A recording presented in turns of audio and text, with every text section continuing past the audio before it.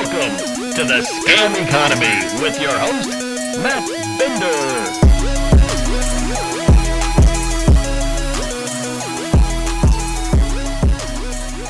That's right, everyone. Welcome to Scam Economy. I am your host, Matt Binder, and on today's episode of the show, we will be taking a look at the 1-year anniversary of the historic passing of El Salvador's Bitcoin law.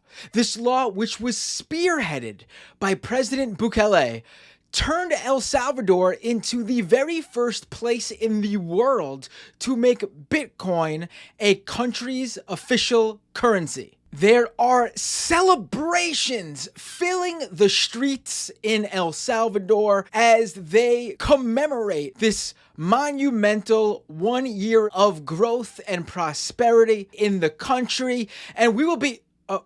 Wait, I'm sorry, everyone.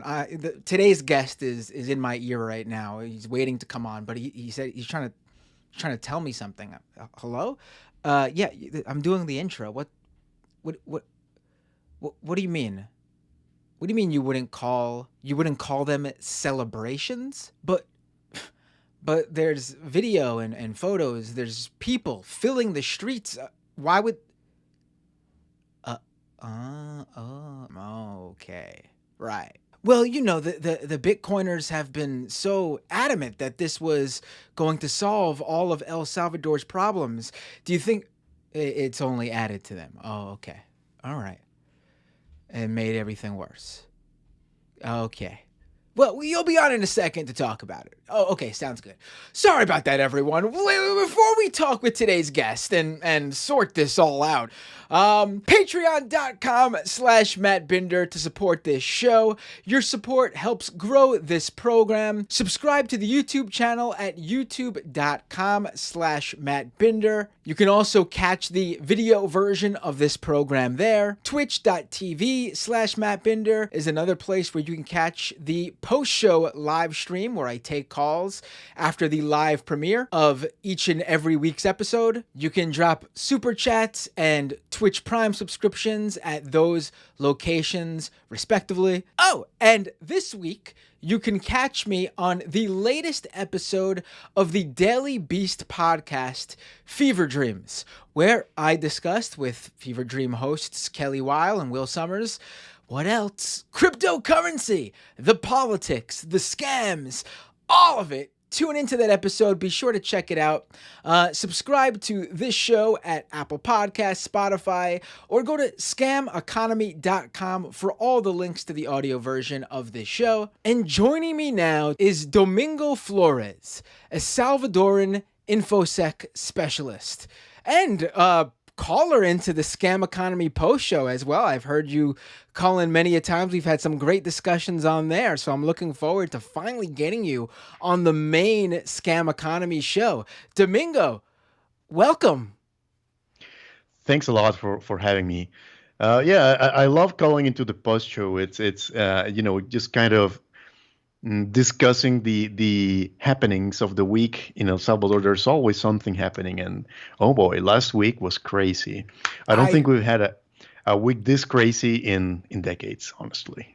Yeah, I saw, I heard, and I guess just to sort of flesh this out really quickly up front as to why we're getting into this on Scam Economy, a show about cryptocurrency. Well, that's because, El Salvador is the first country. And as far as I believe, maybe there's a second country that's done it I think in Africa or something. But really the main attraction, the star for the Bitcoin community in terms of countries that have officially made Bitcoin the local tender there, the local currency. And obviously, the Bitcoin law didn't spark all this, but it does seem to hold a place within what's going on there. And, El Salvador has been the beacon of Bitcoin hope for the Bitcoin maxis. So, Domingo, what's been going on in El Salvador? Well, lots of things. September 15th last week was actually our Independence Day, along with other Central American nations. But it was, well, the whole week was crazy. First off, uh, let's back up a bit. September 14th. El Salvador has been now in a state of exception, which basically suspends, quote unquote, constitutional guarantees like the right to self-defense, to legal defense, the presumption of innocence. It's practically gone. It was now extended for a sixth time, unconstitutionally. But of course, who's going to do anything, right? There is no separation of between between branches of government now. It's all under Bukele. So it was extended for the sixth time since March. Just a quick recap that we now have over 55,000 people incarcerated without a right to defense, without presumption of innocence, many arrested just to fill quotas. And well, it's a horrible situation. It's a human rights crisis, Right. in essence. I remember this happening, well, starting obviously because it's an ongoing situation, but I remember this happening earlier this year, like you mentioned in March, I recall in April, and the reason I recall specifically in April is because there was that big Bitcoin conference in Miami that I did an episode of Scam Economy on. Everyone could go check it out, and during that episode, as myself and my guest for that episode, Ryan Broderick, we're going through everything, and Bukele, his name, that's the president of El Salvador, that we're going to be getting a lot into him shortly, as Bukele was coming up a lot during the actual conference because he was supposed to be there. And because he's like I said, he's like one of the biggest stars in the Bitcoin world for facilitating this Bitcoin law that made Bitcoin the currency of El Salvador. The first time that happened in the world, Bitcoin becomes an actual country's currency. And he didn't show up. He had to cancel because he was too busy basically being an authoritarian back at home and overseeing these mass arrests, just incarcerating. It was some unbelievable percentage of the male population I had read. It was like, I don't even remember the number. I don't even want to throw it out there because I don't want to, I don't want to undercut it because it was so ridiculously high. And they were still talking about him, the Bitcoiners, at this conference, pretty much knowing why he canceled because it was all over the news, still elated, like just saying the greatest things about him, chanting his name at one point. Bitcoin brings forth freedom, I guess, except for the 55,000 Salvadorans unfairly imprisoned, right? Right. I'm not saying all of the 55,000 people are innocent. Maybe they caught a criminal or two in there, but I mean, with that kind of number, that kind of number, and the suspension of constitutional warranties, there's no way everyone's guilty. There's absolutely no way. And it's nice that you mentioned that last week of March, first week of April, because around that time, Bukele was meeting with sorry if I butcher his name, Changpeng Zhao. Oh yeah, that's how you say his name, yeah. Oh yeah. So he was meeting with that. He was having meetings with that guy, but then all of a sudden had to interrupt them because on March 27th, there was a very bloody weekend in which what we later came to know happened is that the Bukele regime broke their part in the pact they had with the gangs, with the MS-13 gang in particular. So they retaliated by killing everybody inside, basically. And in a single weekend, over 80 Salvadorans died, innocent Salvadorans killed by MS-13. And so having broken his deal with them, having no other recourse, he basically went full ballistic and threw the military out to catch everyone. And basically suspending constitutional warranties is not something you can do lightly. And I'm not a lawyer, let's be honest, but uh, yeah, it lends itself to abuse of power, basically. Oh yeah, you don't. And I mean, so, you don't have to be a lawyer to again suspending the constitutional. Like maybe there's some clause if that he could say in times of crisis and something like that. I know there are countries. I think there's some like areas in the U.S. where there are certain things that can be done in a time of crisis or whatever, or a pandemic or something like that.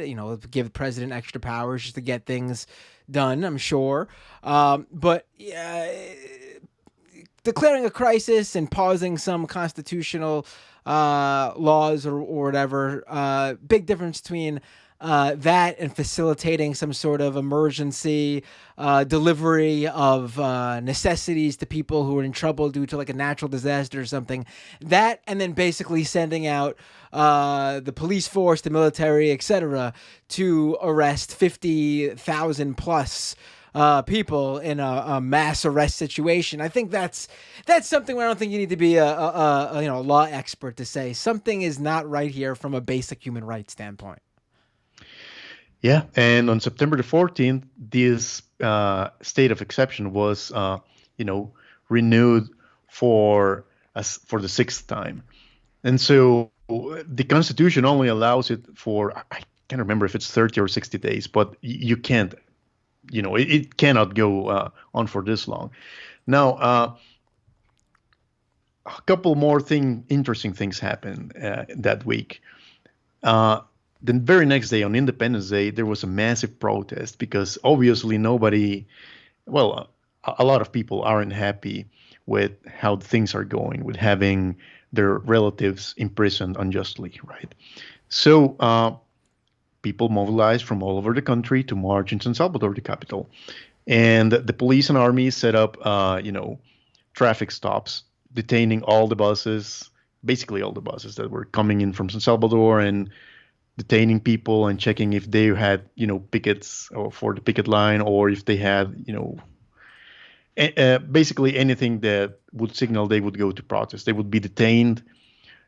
In some cases arrested. I can't really confirm to that, but they were mostly detained so that they didn't get to the protest in time. Terrible. And so at the same time that the protest was going on, and this wasn't a small protest, it was literal thousands of people. At the same time that the protest was going on, Bukele made a military parade. And this military parade got quite crazy. I mean, remember back in 2019 when he had his first Independence Day, they did what's it called?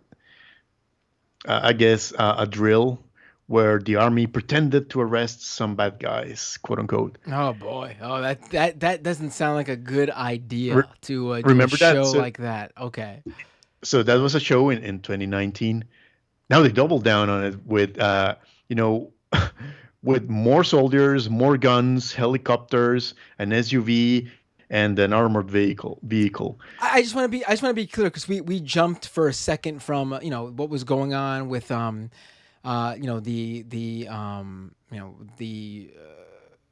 pausing of like the extension of the state exception of the Constitution was extended September 14th, but then we jumped back to March and April to discuss what the mass arrest that started then. This parade, where is this on the timeline? This just happened? It just happened last week on September the 15th. Just wanted to be clear there. Okay, go ahead. No, continue. Yeah. So they're basically glorifying police and military violence against the population, and for a show. And in this show, in Bukele's parade, there were rumors all over Twitter, anonymous leakers saying, "Man, we are government employees. They're forcing us to come and to bring our whole family. So just so that it looks like the parade has more people in it than the protests." So basically, if you work for the Salvadoran government, you show up at this parade, or what? You're arrested, your family's arrested. Maybe best case scenario, you lose your job. Yeah, basically. I mean, there's no telling what they can do now because there's just no constitutional guarantees, right? And so, at the same time that these two the protest and the parade were going on, news dropped that Fitch ratings has dropped our our country rating, our risk rating, even lower to, I guess it's CC. I'm not an economist, but I can tell you that's not good. It's one of like the worst ratings you can receive. It Yes. yes, It it's means like there is they don't believe that El Salvador will be able to come to some sort of agreement with the IMF in terms of basically their economy is going to get even worse, and no one is going to come to help them. Or that's a possibility, at least. That's what a very good possibility, and that's why your rating would drop like that. Yes, not good. yes. I wish I could go deeper into that, but again, that's not But really my but field. here's But the important thing: the reason that there has been issues though with between the IMF and this is obviously the super relevant part here for this show. The reason this has been such an ongoing issue for El Salvador, and the IMF hasn't been willing to come to some sort of agreement for a loan or anything, is because of the Bitcoin issue. Basically, this has been bad for El Salvador. It's been very, very bad, and Bukele's only continuously chosen to double down on the Bitcoin issue, and this is what got them in this position. right, well, among other things, I wouldn't say Bitcoin is the only thing, but it's Right. certainly the biggest vehicle for corruption and financial crime. You see, the whole idea of Bitcoin is, and the whole thing that Maxis promote. One of the things that they promote about Bitcoin is their transparency. Everybody can see everybody's transactions on the blockchain. It's not necessarily tied to your name, but you can kind of see the money flowing, and you can sort of figure out who's paying what. You know, not on Chivo. And of Chivo is course, black if box. you ever, obviously, if you ever publicized your crypto wallet address, or whoever you're interacting with can, publicize their crypto wallet address, then it's very easy to figure out, like you mentioned, who owns a crypto wallet, or who possibly could own the crypto wallet based on the identity of the wallet they're sending to or receiving from. But like you also were getting into the Chivo wallet, things are a bit different there. And why don't you give people a little background? Now, I have, this isn't Scam Economy's first episode on what's going on in El Salvador. This is the episode diving into this now 1 year after the Bitcoin law passed. So this is a good overview of, I guess, El Salvador's year of hell with Bitcoin.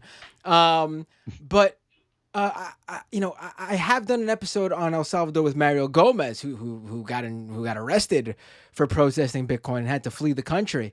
But for people who haven't listened to that episode or need a refresher, why don't you tell them a little bit about what is the Chivo wallet, and then tell us what makes the Chivo wallet different from a normal crypto wallet address. Well, let's count the contradictions with that the Chivo wallet represents with the Bitcoin ideology. Bitcoin ideology in the Bitcoin white paper, Satoshi's white paper, it says it's supposed to be decentralized, free of the control of central banks. Who is issuing, who is cashing those Bitcoins? The central bank, Mandesal. First, it's supposed to be free of the influence of governments.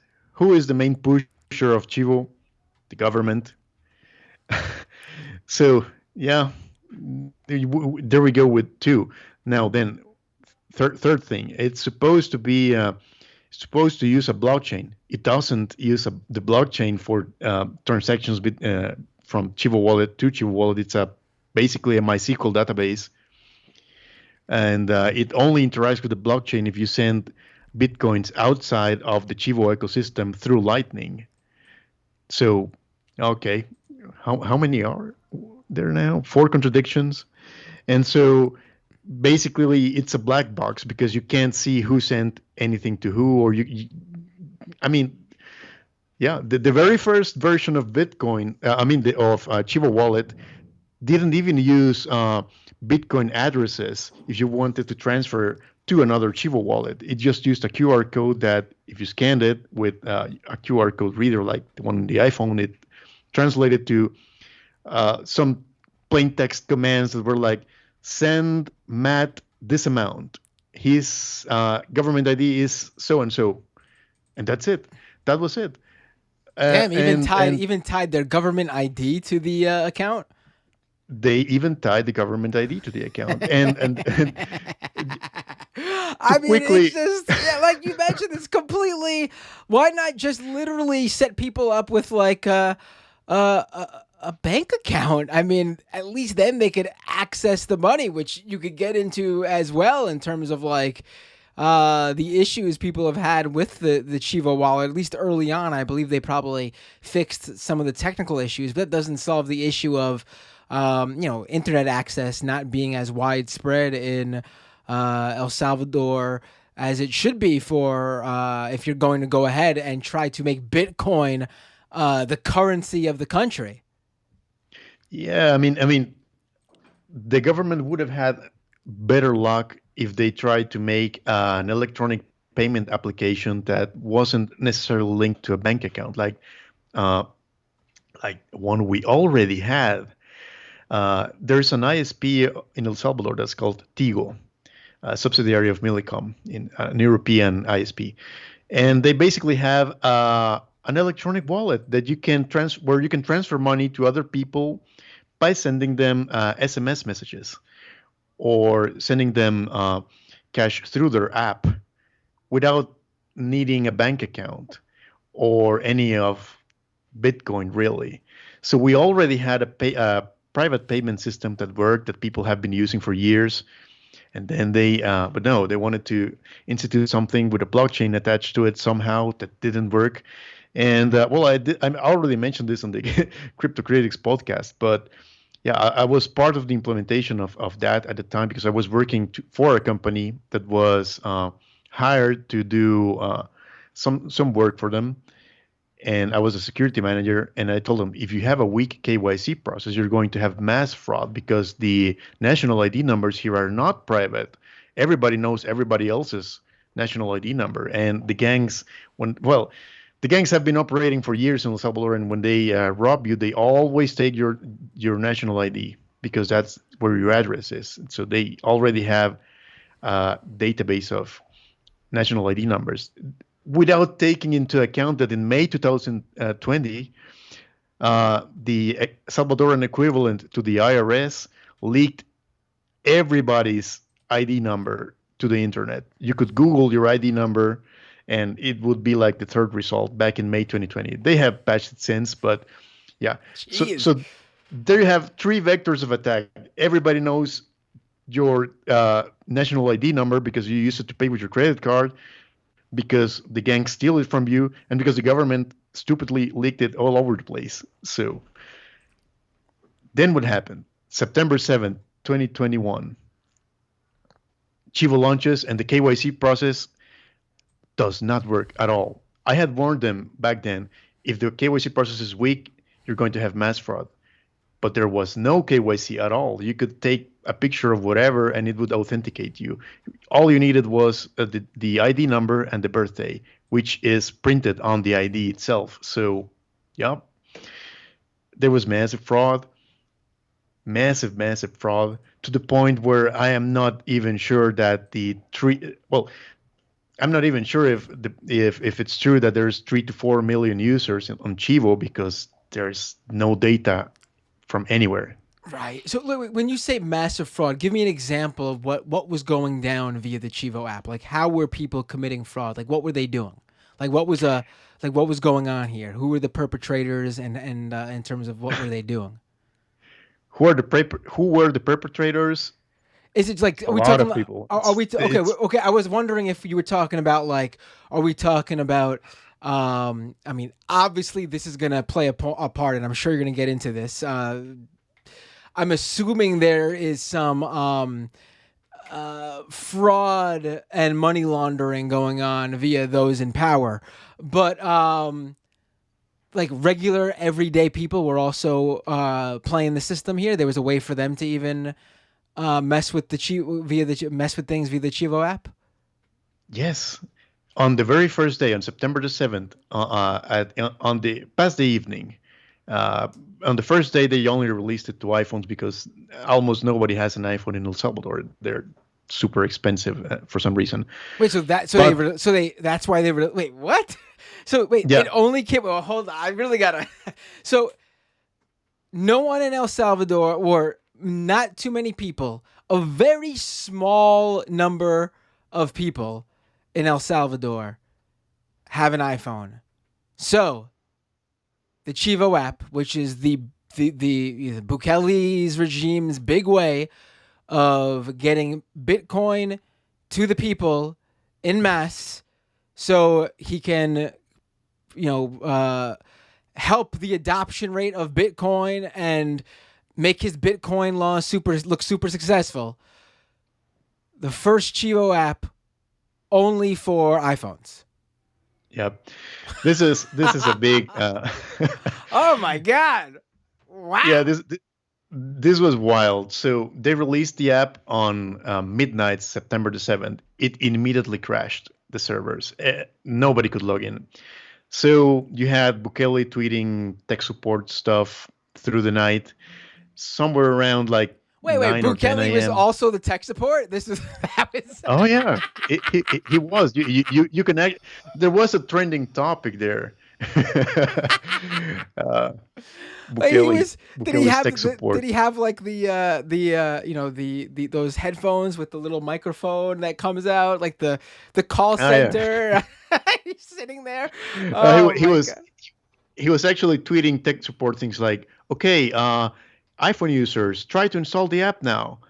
And then we're going to release it for a very small number of Android users, only for, I think it was like the Samsung Galaxy S20 or something, one of those super expensive Samsung phones that nobody has, just so that they could release the Android app on a very small scale and see if their servers would take the hit. Wow. That was happening through the day, through September the 7th. Then sometime in the afternoon, I was struggling to get my hands on an iPhone back then to test the app. But then before I could even test it, on Twitter began surfacing tweets from people saying, hey, what's going on? I got my iPhone and I tried to register the app with my ID number, and it says it's already registered. How is that possible? Oh, wow. Oh my God. That is the moment when I realized, oh, something has gone wrong. So finally, I just realized we didn't mention this, and I think it's important for people. Remember what you're going to say, because you said finally. I don't want you to forget that thought. I just want to insert this right here so people understand what's going on here, because it's not just, they access your Chivo wallet, but it's a new thing, it's a new account. What could they do with it? I mean, you just can't use it. No. There's an extra added thing going on here, where, as to, again, help perpetuate the use of Bitcoin and help with the adoption rates here, everyone in El Salvador who could get access to a phone or the internet or whatever they needed to get a Chivo wallet set up, they were going to get $30 in Bitcoin in their app to use. So basically everyone in El Salvador who decided to go and set up a Chivo wallet they would set it up and they would get that $30 sitting in their wallet already. So basically, if someone else has access to your Chivo wallet before you could get there, I'm assuming the first thing that they would do would be transfer that $30 out ASAP. Exactly. So if I got 100 national ID numbers, DUI numbers, that's an easy $3,000. That's not an insignificant amount of money, and not in El Salvador especially. Right. So people started doing that in mass. Who are the prime suspects? Well, I've always said it. The gangs, they had a collection of ID numbers from years, and ID numbers in El Salvador don't change if you lose your ID and have to get a new one. It's the same. Your birthday is in there too, and it doesn't change either. So yeah, that's my first go-to suspect. So But all anyway, you needed though was to input your government ID number, and then that's it. That's not very well thought out. no, it's not. But that's not how it was supposed to work. The company that set it up, Ulter, it was called, a Venezuelan company, told us that you were supposed to register with your ID number and your birthday, take a picture of your national ID, like scan it, and then take a selfie, and it would, with AI and the magic of, I guess, the blockchain, compare the two pictures, make sure that you were who you said you were, and that's how it was supposed to do KYC. It didn't work. You And could that is take a how picture of anything. that is how a lot of companies do that. They I mean, I've had to do it myself, where you basically take a photo of the back of your ID, the front of your ID, and then take a selfie, like a current selfie right then and there in that moment. And they have software that, compares everything and matches it all up. And then there you go. That's how they confirm you. So that isn't some, like, people who aren't familiar, that isn't some like thrown together process. That is actually like the standard right now for doing such a thing. Yes, exactly. And so I guess they tried but failed horribly. And that's the thing. As long as that KYC process didn't work, anybody with your ID number and your birthday could register your wallet, steal your $30 and do dirty transactions to your name. That seems very simple to get that information. That's not even. It is. Yeah. It is. So yeah, this I started mean, you could happening. also just like guess IDs, right? Like, if all it seems way too simple. It's you can Google those things. I mean, at that time you could, and I mean, it's not a. Let me give you a peek into Salvadoran culture. When you pay with a credit card in El Salvador and the bill is over $100, or if you pay at the gas station or somewhere like on the street, it's a custom. It's not required by law, but it's a custom that they take a look at the name on your card and a look at the name on your ID to see that you haven't stolen a card and are paying with a stolen card. That's regular standard procedure. If you go to a fancy gated community, a gated neighborhood, they have security, armed security, because it's El Salvador, and the guard asks for your ID, checks it, and keeps it, and gives you a pass so that you can, go in your car into the neighborhood. So yeah, that's several examples of regular business procedures that require you to hand over your ID, and the other person can just take a note. So not even involving crime, but yeah, you know that. So that happened, and because there's no data on Chivo at all, there's no way to know how many real users were registered, how many of those users were registered using bogus phone numbers or stolen IDs. There's no way to know. And this stayed like that for quite some time. I think over a month. It stayed without any KYC. So during that period of time, I guess somebody with the malicious intentions and the capability or the availability of ID numbers could do whatever they wanted. And they did. There was over 1,000 reports of identity theft just in the first month. None of those have been resolved by the authorities 1 year later. Now, let's jump forward in time a bit. After that whole debacle happened, nobody wanted anything to do with Chivo because, well, most people, even if they wanted to use it, their ID was likely already stolen. But then the few people that did use it and that started using it for their business started noticing something terrible. You could connect your Chivo wallet app with a bank account, a local bank account.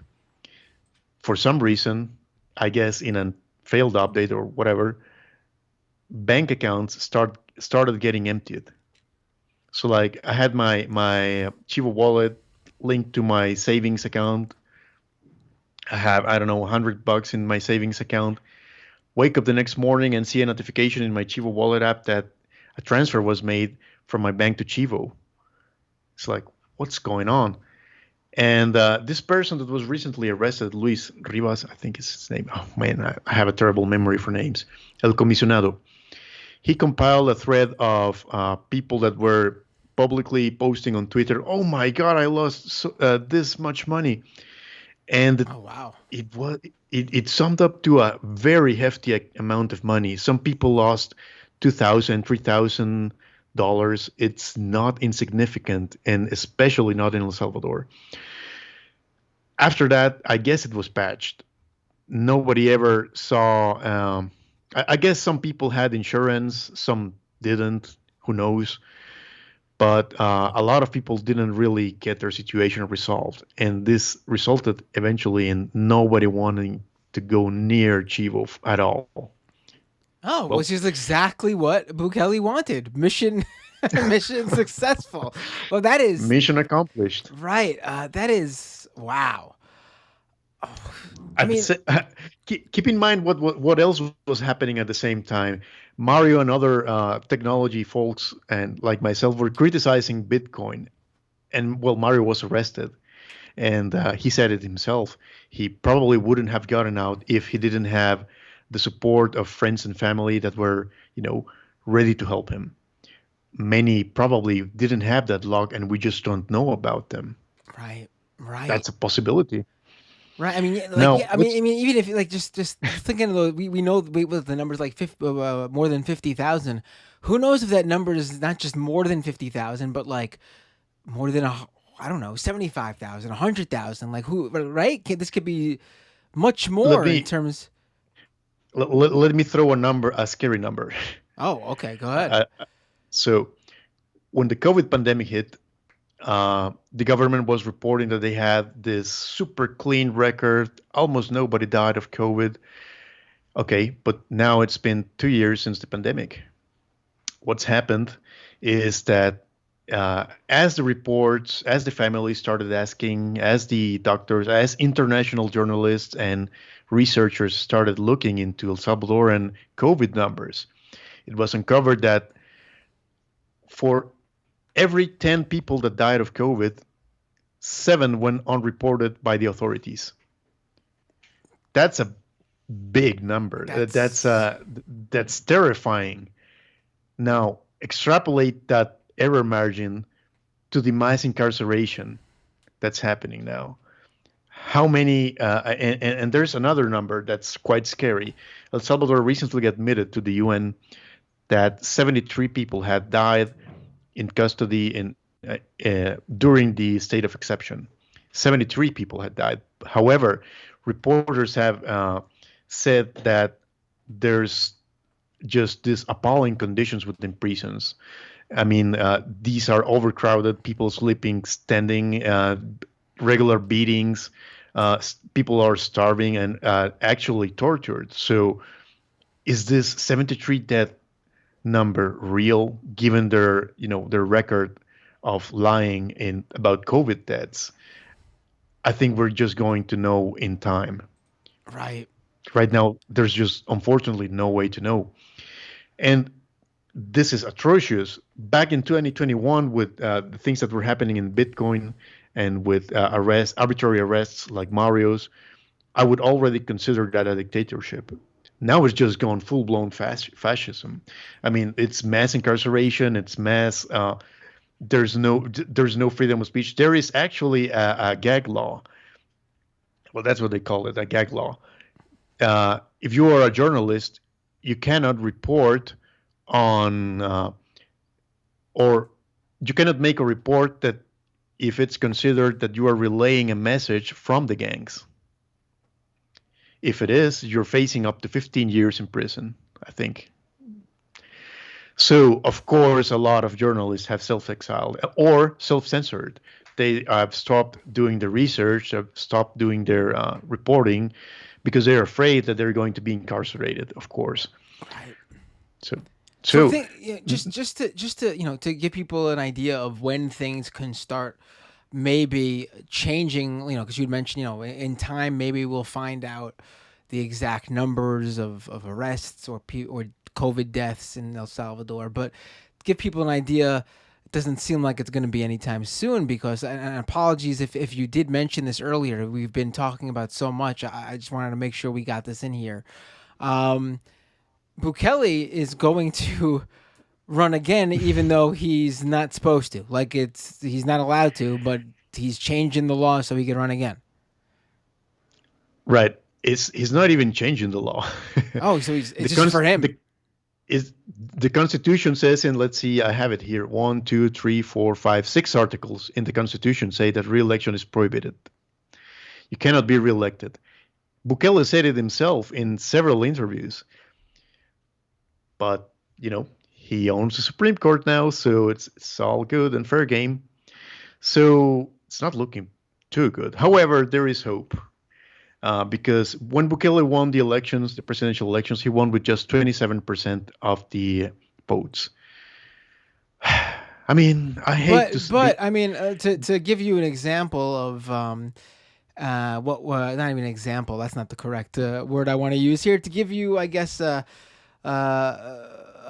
better picture of what we're seeing everywhere else in terms of what we can possibly see from Bukele. What I'm doing is I'm trying to make it sound a little bit nicer than it is. Let me get right to it. Here in the United States, we have a former president who claims that he didn't actually lose the election and has been fighting, we now know, for much longer than I think most people realized. He was fighting and still to this day fighting to overturn those election results and is refusing to admit that he actually lost. Of course, I'm talking about Donald Trump. And now we're seeing that a lot of these Republicans who are Trump fans who are running for governor or Senate or the House or various state and local elections, they're following in those footsteps of refusing to admit defeat and already planning to try to overturn whatever the results are by claiming that they actually won. Are you worried that Bukele can try to do or would try to do the same thing? Yes, and that's what I was getting at. I think I was getting a bit too optimistic, and I hate to sound like I guess like a Doomberg, but the elections aren't legitimate from the moment that he nominated himself against the Constitution to a second term. And the thing is, even if a majority of people voted him out, he's now packed the Electoral Institute with his political appointees who are not going to contradict him. He is now packed the courts. Well, first he cleaned them up, then he packed them with judges that aren't going to contradict him. And finally, and this is something that's really worrying to me, and it's costing me sleep at night, honestly, they're planning to institute online voting for people living abroad, which is just insane. This really worries me because if they set up online voting, it's going to be just mass fraud. Given the technical record of the government with Chivo wallet, with the the national ID leaks, and among other things, there's just no way they're going to get it right in time. The elections are in 2024, so there's just no time. Even if they had started in 2019, it would already be too late. Right. But anyway, now I want to get back into a little something to do with Bitcoin, and something that has I think we've already established that his dictatorship has been escalating since last year up to today, and another thing that's been escalating but has really always been there is social media manipulation, Twitter scams, Twitter trolls. In the same manner that if you type any tweet with the words Bitcoin, Binance, Coinbase, whatever, oh, my camera died. Well, if you type any of those words, you're going to get a reply. Oh, dude, I had problems with my Coinbase account, but this really nice dude in Instagram helped me out. You should ping him.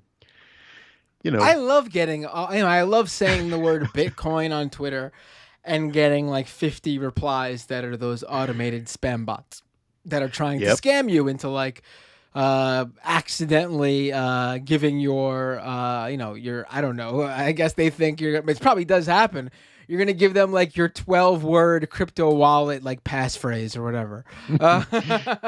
Yeah. So what happens and in what way is it similar to El Salvador? So in El Salvador, it's a bit different. If you tweet any criticism to Bukele or his regime or his policies or Bitcoin even, and your tweet starts getting popular, you're going to start noticing a flood of tweets insulting you, your parents, your family, your friends, your T-shirt. What a coincidence! Yeah, and so what's going on there? So yeah, essentially Bukele and this is it's well, there's a Salvadoran saying which I love. It's secreto a voces. It's a secret that everybody knows. There's a troll center, at least one troll center in El Salvador that's state funded, that monitors Twitter, Facebook, and other social networks for dissident comments, I guess. And if your comment or your tweet gets popular enough, you get flooded. And it especially doubles down on women and LGBTQ folks because I guess if you oppress or you make an example of someone in a minority, I suppose their belief is that the whole minority will be pressured into, laying low and not raising their voice. That's been happening for consistently for the whole of time that Bukele has been in office, even since he was mayor. And but it's now escalating to the point of calling in for public executions and stuff, and doxing people and posting private pictures. It's horrible now, and I've had my share of that as well in Twitter. One time when the news broke that the Bukele government had let go free the international leader of MS-13 while the state of exception was in place. They are literally letting go free the leader of the gang while incarcerating thousands of Salvadorans that are probably innocent. I just kind of snapped and made a mean tweet and got like 2,000 likes or something like that.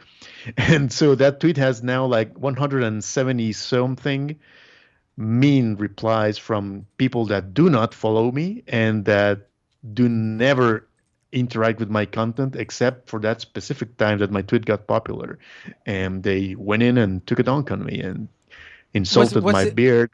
Oh, it's like that. Okay, what I was about to ask you me some examples. So yeah, go ahead, keep it going. I want to hear more of these these Twitter replies. Really, to tell you the truth, I got off easy because I can't find the phrase in English, but I have a stony face. I don't really care what they say about me in Twitter. So they started throwing stuff and eventually landed in death threats and violence threats. And I'm like, God damn it. If I wasn't living in a cave, I'd be worried. But luckily I live underground.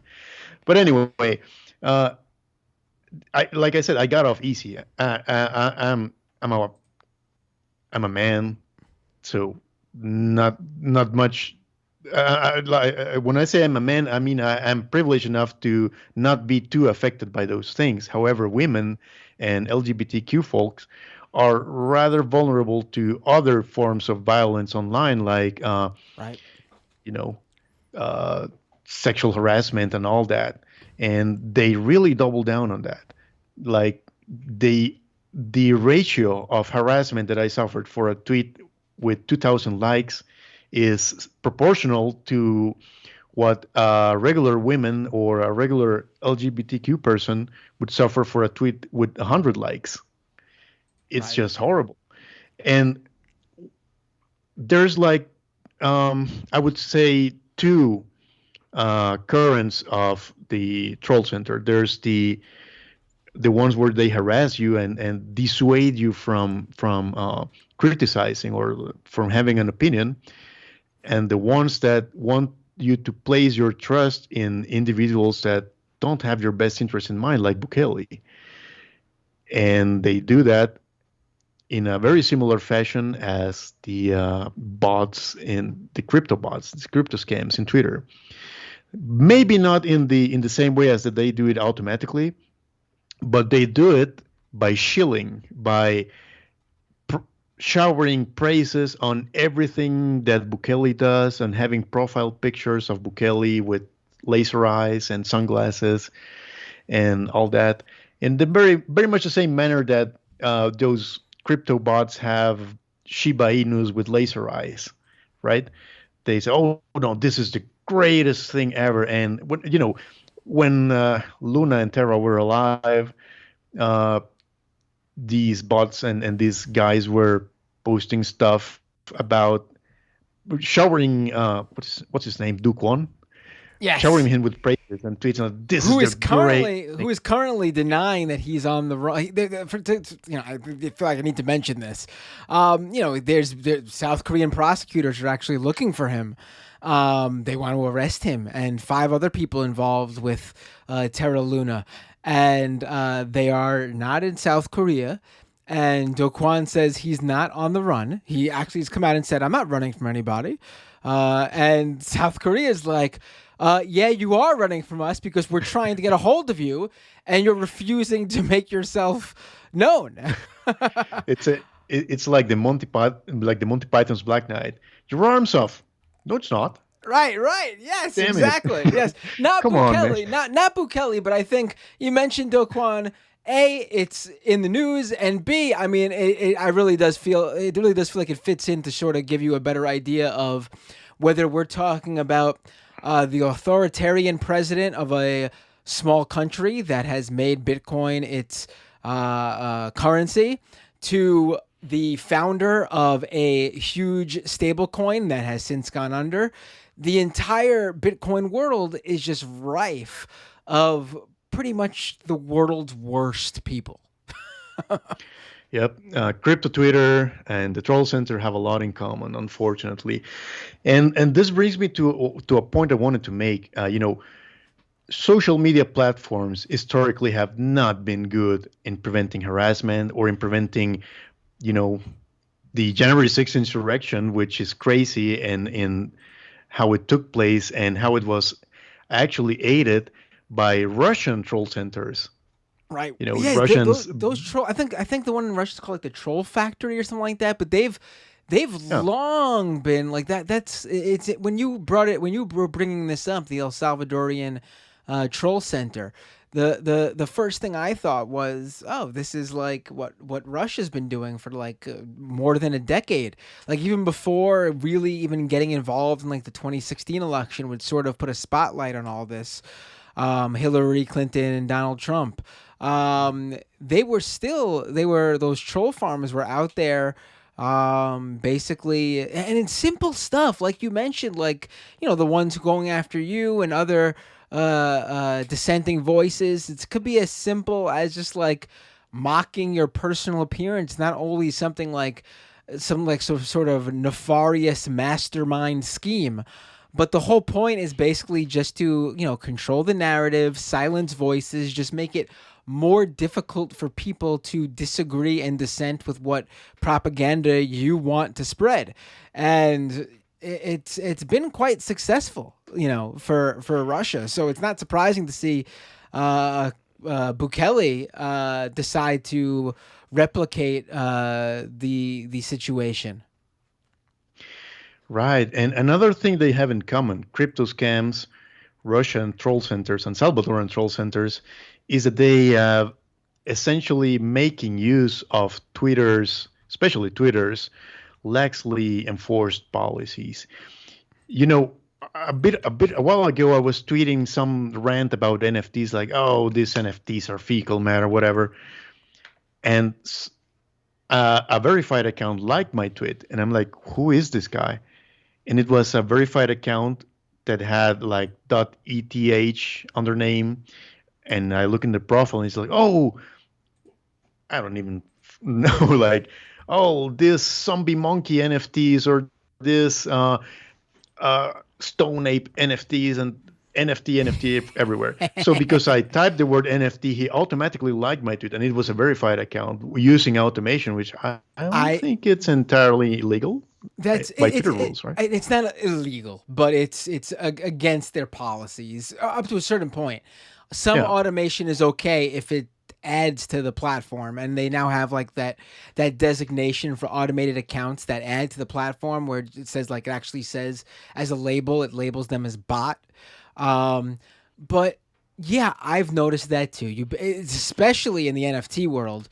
Even more so than just like crypto in general. If you just type the term NFT and post that on Twitter, you will get at least one like from an account that is automatically searching for tweets that just mention the word NFT or NFTs, and it just auto likes them. And the purpose of that, and it's successful, honestly, is that there are a lot of people out there who just follow people who like their tweets.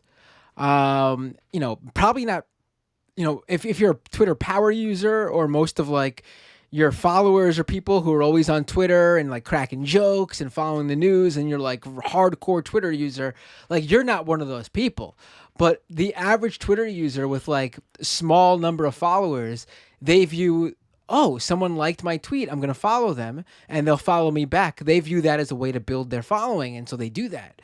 So like you'll often actually see those automated accounts actually have like a decent number of followers. Some of them even have like hundreds of thousands of followers, because sadly that like strategy of automatically liking tweets in search of follows works. Yep. And then on the Salvadoran side, you have I want to talk about two specific verified accounts. And I do want to make a warning: if you or the public want to go check these accounts out, please be prepared, because these accounts regularly tweet gore and unapologetically awful things. And because these are pro-military accounts. One is called Comando ESA, and the other is called like SR Destino SV, like from El Salvador. These two accounts are verified. They're anonymous. They don't have that disclosure that Twitter makes for state-affiliated accounts, but they constantly tweet pro-military and pro-police tweets in which they show, for example, and this is no exaggeration, a gang member getting tortured, or the corpses of alleged gang members that have been killed by, I don't know, M16 bullets or AK-47 bullets. It's that awful. Right. This is obviously against Twitter rules, but they let them be, in the same way that they let those automated NFT verified accounts be. Why? And I think I have a rather solid hypothesis, which I hope Twitter proves wrong by banning these accounts, by the way, but I think they let them be because these accounts generate a lot of traffic. These are scandalous images. These are verified accounts, like you said, liking my tweet, and I'm a nobody, and a verified account with 1 million followers like me. Oh, I'm going to go and check out their content. Generates traffic for Twitter. Twitter is hurting for profits. It always has been. Right. So accounts, verified accounts that generate a lot of traffic, I feel like they are turning a blind eye to what they're doing, especially these Salvadoran accounts. I investigated them using a tool, as my special set of infosec hacker tools, and it turns out that these accounts previously belonged to Salvadoran official institutions, and that's why they were verified. But at some point, after Bukele took in power, they were their handle was changed to be what they are now, pro-military propaganda accounts. Again, in the same way as the crypto scam accounts, they are boosting people's trust on an entity or a government or regime or a scammer that absolutely does not have their best interest in mind. They are just exist for promotion and perpetuating, I guess, a scheme or a regime that keeps them in power, be it financial or be it literal governmental power, right? So, yeah, I really hope Twitter proves me wrong and bans these accounts, or at least removes their their verified See, status. here's the thing, and you know what? That's interesting because, man, there's so much overlap here in this, in our conversation with so much. But basically, that Twitter whistleblower that recently came out, their former head of security, Peter Zatko, he's also known as Mudge in like his hacker circles. He referenced this, I've from my own experience doing research for a number of stories, this appears to be the case too. I think Twitter has no idea just who they've verified in totality. Like, do they or do they know who they're verifying in terms of like journalists and celebrities? Sure, I'm sure there's, those have been approved by the right people. But there are people, and you see it on like various forums and black markets. There are people who sell access, and I've seen this, to Twitter's back end. Like literally pay me a couple $1,000s and I can get you verified because I know somebody at Twitter. That's Or that's pay me a... so, No, go ahead. sorry to interrupt you, but that's something I wanted to bring up. You know, back in when was it? Oh, let me check. But it wasn't long ago. Let's see. Let me just take a pic real quick. But what happened was back, I think it was last year, August last year, just right before the Bitcoin law got implemented. What happened? Twitter regularly releases these transparency reports, and they regularly purge troll accounts or automated accounts. What happened in August last year? All of a sudden, a bunch of congressmen from Nayib Bukele's party, Nuevas Ideas, got banned. And it was really interesting because this was confirming my hypothesis that they had a troll center at the time, because why else would they get banned if not for platform manipulation? However, what happened a couple days later? They not only got their accounts back, they were now verified. And this is very, very unusual. And I do have links and sources to prove that. I can send them to you. Yeah, that's really something. Just not something you see every day, huh? Right. Kind of makes you suspicious that there may be some dirty money going between the government and Twitter, if they can reverse a ban and then reward the banned user with a verification status, right? Right. So let's round this out now. Let's come full circle here, because I think the best, I want to make sure we hit this. So I think the best thing to sort of, I guess, like bring it all together is, let's look at, here we are now. This is the episode year in review of the state of El Salvador, the Bitcoin land of hopes and dreams for cryptocurrency, and the Bukele's pride and joy of, he really thinks he's going to be the Nostradamus of this, and somehow this is all going to work out for him, and his Bitcoin bet's going to pay off, even though we now know a year into this that it's going worse for him than ever, and it's sort of, really, all the other things that we brought up in terms of the authoritarianism and the mass arrests. This is all like underscore, like a headline, like not headlined, emboldened. Here we go. It's like exacerbated by this whole Bitcoin crisis happening in the background. I think the best thing to take a look at right now is, how's Bukele's El Salvador Bitcoin investments are going. And judging Oh man. by your laughter, especially, that I'm assuming not going good. I mean, I could pull up the tracker here right now. But why don't you go ahead and if you need any, because I have it in front of me. If you need any specifics, I'll be happy to provide them with you. But go ahead, give me your thoughts on what's going on there. Because he didn't even when Bitcoin crashed in June. I mean, excuse me, in May and June. Really, it didn't stop. It's still crashing today. It's hit under 19K just in the past few days. He didn't say, "Oh, let me put a pause on all of this Bitcoin buying." No, he bought the dip again. Did he? That's the thing.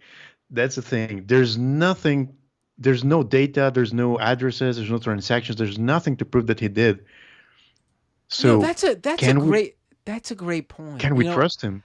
Right, that's a great point because I have been because there is this great it's called naibtracker.com and because his name we've Yeah. just been going by his last name. His full name is Nayib Bukele. And the Nayib tracker takes a look at his Bitcoin portfolio. And it basically tracks the price of Bitcoin and it then plots on that, the price tracker the day Bukele announced that he bought Bitcoin. And whenever Bukele says he buys Bitcoin, he tweets out a number of Bitcoin he purchased. And the Bukele Bitcoin tracker basically estimates based on the day's price, the day's Bitcoin price, and when Bukele announced the purchase, estimates exactly how much, El Salvador paid for Bitcoin. And you bring up a great point here. The only thing that we have to judge this by is Bukele's proclamation that he has bought Bitcoin. There is no wallet that we know of to track here. Yep. And this brings an interesting parallel with the crypto world. Have you noticed how every time that it smells like a bear market is coming, that it smells like the price is going to crash, these crypto companies start putting out these obnoxious projects that don't make any sense and never come to anything solid, like that console that had a wallet button. Remember that? Yeah. Does it sound familiar when they tell you that they're going to build a Bitcoin city? And does it not sound familiar when they say, "Oh, look, the price is dropping. We bought the dip just like last time and just like next time"? Do they, though? Do they have anything to back up that claim? Or do they have just as much information as the guys from the console with the wallet button? That it was going to have a, I don't know, 8K resolution and HDR and I don't even remember 120 frames per second, which is not even technically possible for a device of that price range. No, they don't have anything. And what they do have is the hope that we'll believe that they are onto something. And they bet that if we believe that, maybe we'll give them a little more credibility.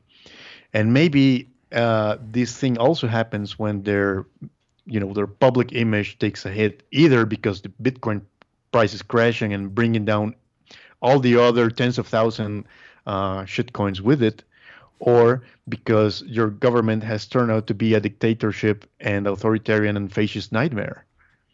Maybe you need a little boost in image every once in a while. So you make an outrageous claim, like you're going to build a Bitcoin city, or like you're going to make Bitcoin volcano bonds, or that you're going to, I don't know, buy the dip every time that it dips.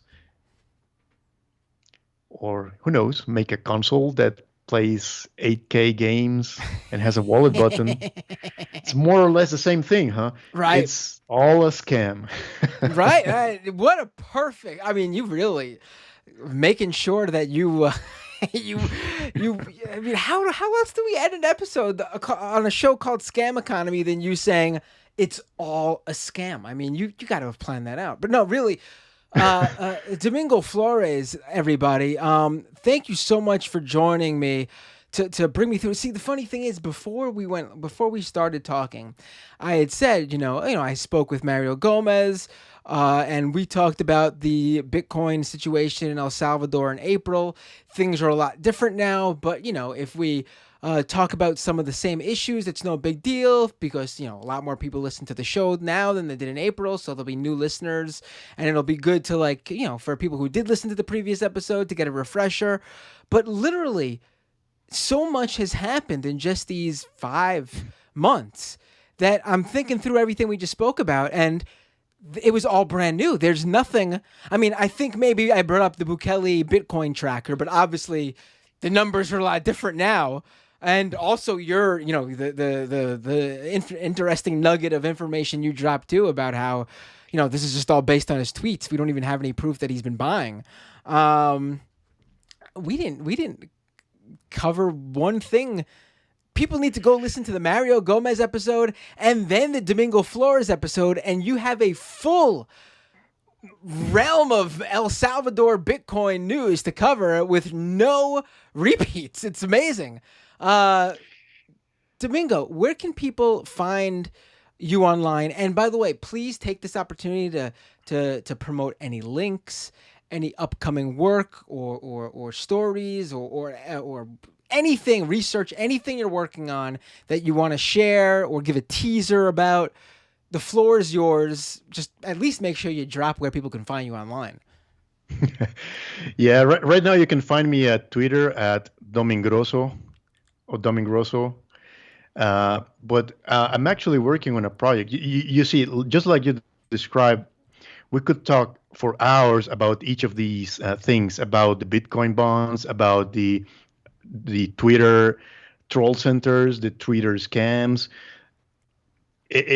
So I'm going to launch a website soon. It's called riesgos.club, like the risks, but in Spanish. .club. It's the risk club. So I can have a bit of a better platform to regularly keep people informed on the risks that are affecting regular people going into the crypto world or navigating social media or just in general in the world of the internet and the metaverse. Because I think it's, each of these talking points we discussed really can be expanded infinitely because there's just so much going on and every week is something new. So, yeah. Right. I mean, I feel like we can talk there. Oh, for sure. And I hope you'll come back on because I was about to say, we could talk for another hour at least, but I always feel like, hey, there's only so much information normal people can take in at once. And I feel like anything else we talk about is going to get lost in all the information that we just talked about previously. So, yeah, because like you said, there's some more stuff we didn't even cover. I did want to even get into some of those, the latest in the volcano bonds and what's going on with that. But that's a tease for, I guess, another future episode of Scam Economy. Domingo Flores, once again, thank you so much for joining me on Scam Economy. Have a great night. Thank you. And of course, Scam Economy will continue to follow the cryptocurrency situation in El Salvador and the ongoing domino effects and aftermath of the Bitcoin law. And if you haven't yet checked out that Scam Economy episode with Mario Gomez, it's called Arrested for Protesting Bitcoin. Definitely be sure to go check that episode out. Between this episode with Domingo Flores and the episode with Mario, you will really get a full understanding of what is going on there. Folks, patreon.com/MattBinder to support this show. If you can do so and would like to see more content, more distribution of the content, definitely go become a paying subscriber at patreon.com/mattbinder. Go to youtube.com/mattbinder and subscribe to the channel. You can go catch the live premiere of every Scam Economy episode as it drops, and also catch the video replays. During the live premiere, you can drop a super chat, which is like a one-off monetary tip to me. You can also do the same on the replays via super thanks. You can also go to twitch.tv/mattbinder and follow the Twitch channel, where you can also connect your Amazon Prime account to your Twitch account, and you can then give out your free Twitch Prime subscription every month. It doesn't cost you anything extra. It comes for free with your current Amazon Prime subscription. You're basically forcing Amazon to give a little cut that you send them for that subscription to Amazon Prime to your favorite creator each month. You don't have to give it to me, but definitely use it. It's sort of a waste if you don't, but I'm telling you about this because I hope you do give it to me. And of course, you can catch the post-show live stream at Twitch as well, where I take calls and read your live chats and comments and questions. We have a lot of fun. If you can catch the post-show live stream, definitely check it out. And of course, you can catch the replay at YouTube and Twitch of the post-show live stream as well. Go to scameconomy.com for all the links to the audio version of the show, if audio is more your thing than video. You can also leave a review at Apple Podcasts and Spotify, or wherever you listen to podcasts. If you'd like to help this show without paying anything, leaving a review at any of those platforms helps the show rank on those particular platforms' charts, and in turn helps more people discover Scam Economy. And again, if you didn't get enough Scam Economy this week and you're all caught up with the archives, then go check out my appearance on the Daily Beast podcast, Fever Dreams. And with all that said, I will see you all next time on the Scam Economy.